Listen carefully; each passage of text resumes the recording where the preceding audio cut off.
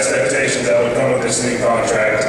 He was adamant about this deal not just being a commitment to play baseball to the best of my abilities and help bring a championship to the city, but a commitment to do a whole lot of good for the city of San Diego and for its people. He wanted his players to be involved, engaged with the city and its fans, and he always stressed to me that they are the life of our team and we should invest as much back in them as they do in us. Growing up at this ballpark helped me develop my love for the game as a fan, and I've remained a fan to this day.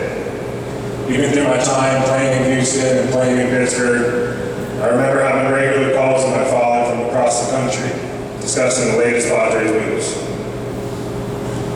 I think being a fan is something very powerful. I think it's a form of escapism for a lot of us. A chance for us to step away from the craziness of our daily lives and get lost in the enjoyment of the game. A chance to put on the jersey of your favorite player and go cheer with 45,000 other strangers who are all part of a family and representing the team that they feel connected to. It can bring you unforgettable highs, like the comeback in Game 4 of the 2022 NLDS against the Dodgers on a rainy Saturday night at Petco Park. We will lose. As quick as it brings you joy, it can also break your heart when you get knocked out of the NLCS just a few wins shy of a shot at the World Series. It gives you friends across the world when you see that San Diego hat in an airport, and you see someone wearing a Trevor Hoffman jersey while on vacation. Peter and his team have given the San Diego Padres fans something they can be proud of. He had a vision of what he wanted and put his money where his mouth is and stepped to the plate. He built a team of people around him that could go get the right pieces to give this city a real shot at winning the World Series and gave them what they needed to accomplish that. As players, and I know I can speak on behalf of all my teammates when I say this, we realize the opportunity that we have here in San Diego. For as long as any of us can remember, we wanted the opportunity to play baseball in the big leagues. Put on a major league uniform and say that you were good enough to play with the big dogs. As you get older and your skills develop and your confidence grows, your ambition grows as well. You go from wanting to just say that you made it to wanting to win championships. And as any former player knows, your time in this game is limited. Fewer than 10% of us will get a chance to play 10 years in the big leagues. You spend a lifetime of work working towards something that, if you're lucky, will give you 10 years to achieve. And as good of a player as you may be, those years might very well be spent on a team that never even sniffs a shot at the playoffs. The point is, every player in that locker room realizes how great of an opportunity we have here in San Diego. That during our short careers, we get to be part of a team that has the firepower that we do, the front office and leadership team that we do, and the ability to play baseball in the best city in the country in front of the best fans in the game.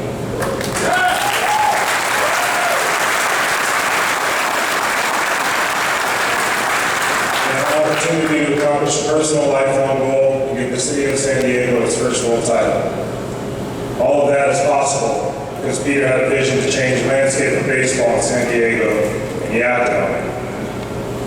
It's an opportunity that we will not take for granted. It's something that we'll be forever grateful for. And I know that the love Peter had for this city and its team lies deep within Sheila and Tom's side of it. And with them in the daily workings of the team, I know this organization is in good hands. So, next time you're going through your closet to get dressed and head down to Petco Park, and you put on that Padres jersey, let it be a reminder of the vision that Peter had for the city. For how far this organization has come, and the responsibility that we all have of carrying on Peter's legacy with pride. Because you can do that knowing that each and every one of us in that clubhouse will be doing the same. Yes, we love you.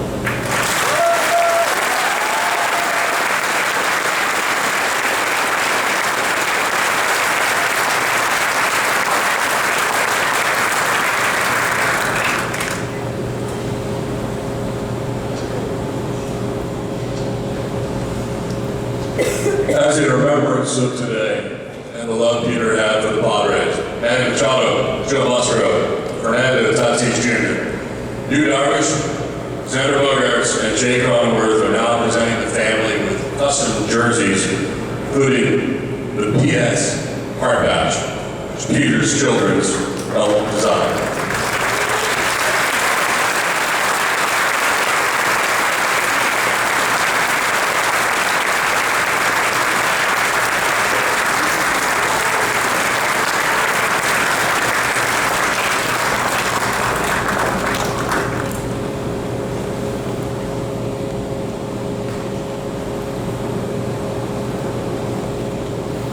Let's hear it for our Padres players.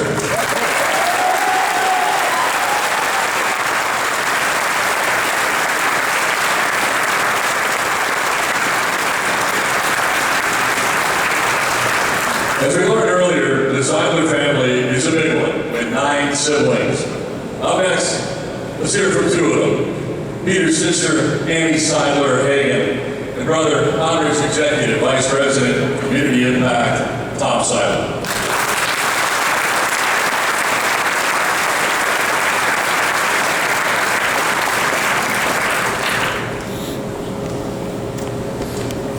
Good afternoon. We've heard many great tributes to Peter today and over the past months. Peter the businessman, Peter the boss, Peter the humanitarian, and Peter the devoted dad and husband. I'm here today to talk about Peter the big brother. We call him Pedro. Our mom and late dad have 10 kids. Pedro being number 2, Tommy number 7, and I'm Annie, number 8. Numbers 1, 3, 4, 5, 6, 9, and 10 are all here today with our mom, and we join you in missing Peter, Pedro, number 2. Oh, come on now. Let's keep it real. Our boy number 2, just like the rest of us, had some imperfections. Allow me to shed light on some of Brother Pedro's unique rules of engagement. I'll try to spell it out. Peter was a people person. He was passionate and a peacemaker. But Brother Pedro was hardly the peacemaker around our house growing up. He was a mischief maker. He was a master of pranks. The tease who could outrun, outplay, outwit any of us. A typical day may include Pedro ripping around the corner, challenging Tommy and me to catch him. Spoiler alert, never happened. And no matter how hard we tried, even if reinforcements came in from number 9 and number 10, Pedro always stayed a step ahead. While we could barely breathe, he'd be recruiting the older siblings to inflict wet willies or the dreaded pink belly. As if that wasn't enough, he would turn around and send us to our rooms for 5 years. Peter was empathetic. He was not an ego guy. He was eager to learn. He was eager to listen. Brother Pedro was encouraging. You got this. Follow your dreams.